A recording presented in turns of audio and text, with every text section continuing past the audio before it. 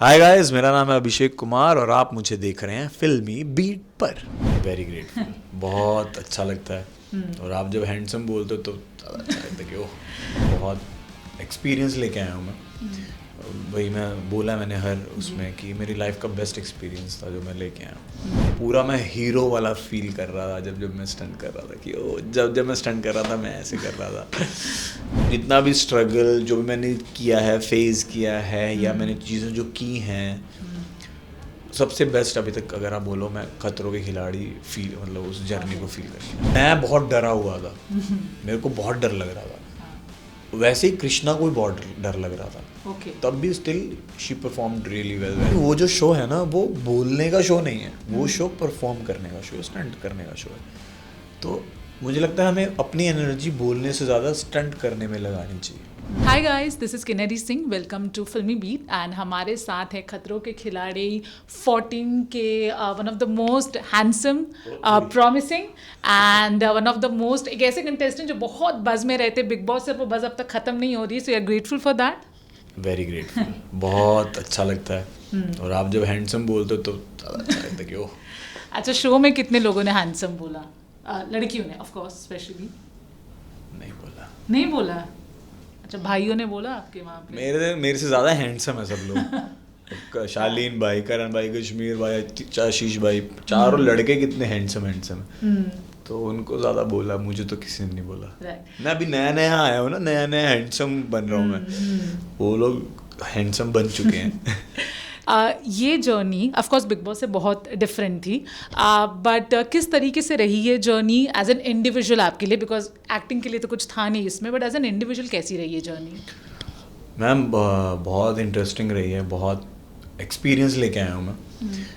वही मैं बोला मैंने हर उसमें कि मेरी लाइफ का बेस्ट एक्सपीरियंस था जो मैं लेके आया हूँ। क्योंकि ये हम पैसे दे के भी नहीं कर सकते जिसके लिए हमें पैसे मिल रहे हैं। और पूरा मैं हीरो वाला फील कर रहा था जब मैं स्टंट कर रहा था कि ओ जब मैं स्टंट कर रहा था मैं ऐसे कर रहा था। तो अमेजिंग। अभी तक जो जितना भी स्ट्रगल जो भी मैंने किया है, फेस किया है, या मैंने चीज़ें जो की हैं, सबसे बेस्ट अभी तक अगर आप बोलो मैं खतरों के खिलाड़ी फील, मतलब उस जर्नी को फील करके आया। Okay, you know, as of course there were lot of rumours also कि प्रियंका और अंकित को भी अप्रोच किया था, but for some reason, whatever reason, वो नहीं आए। तो ऐसा लगता है कि अगर वो भी आ जाते सीजन तो धमाल तो और एक अलग ही लेवल पे चला जाता। जी ऑब्वियसली। अंकित भाई को तो मेरे सामने ही किया था।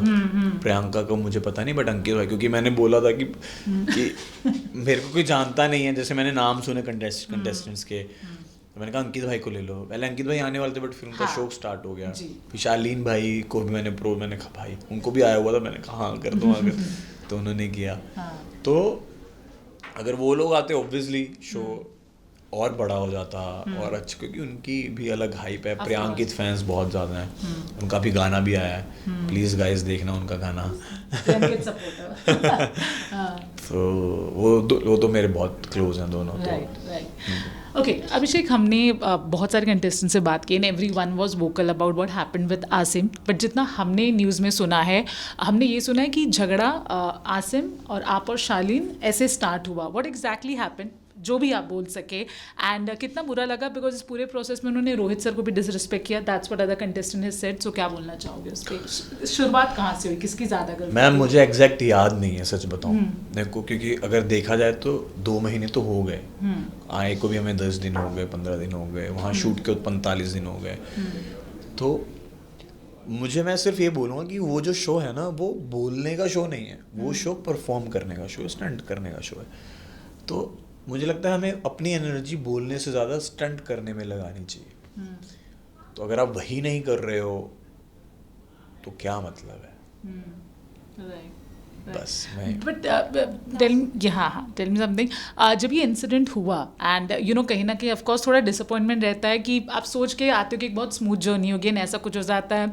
किस तरह का माहौल या इम्पैक्ट हुआ था, या इमीडिएटली सब ठीक भी हो गए थे जब ये हादसा हुआ, इंसिडेंट?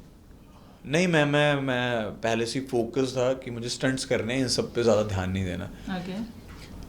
और मैंने उसको जल्दी से लेट गो किया।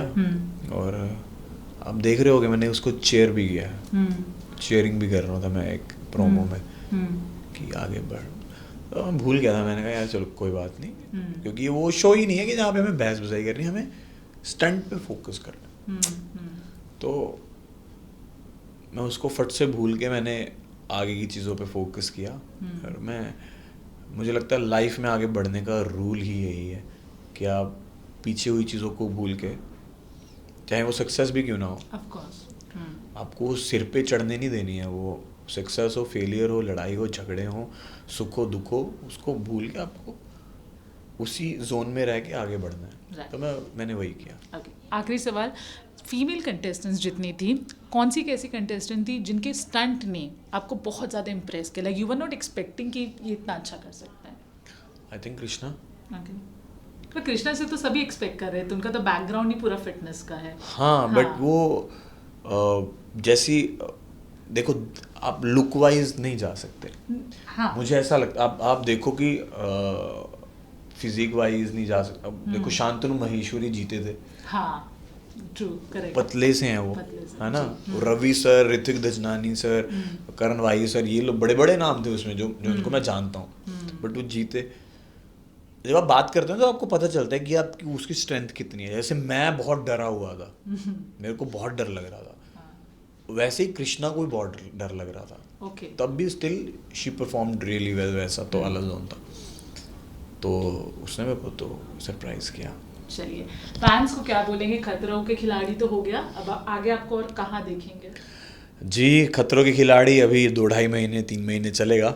आप तब तक टीवी पे देखिए, उससे पहले ही कुछ अच्छा सा आने वाला है, और फिर आप साइड बाय साइड वो भी देख लीजिएगा। चलिए, बहुत सारे प्रोजेक्ट्स हैं, मतलब अच्छे हाँ। प्रोजेक्ट्स हैं, टच वुड, चल अच्छी बात।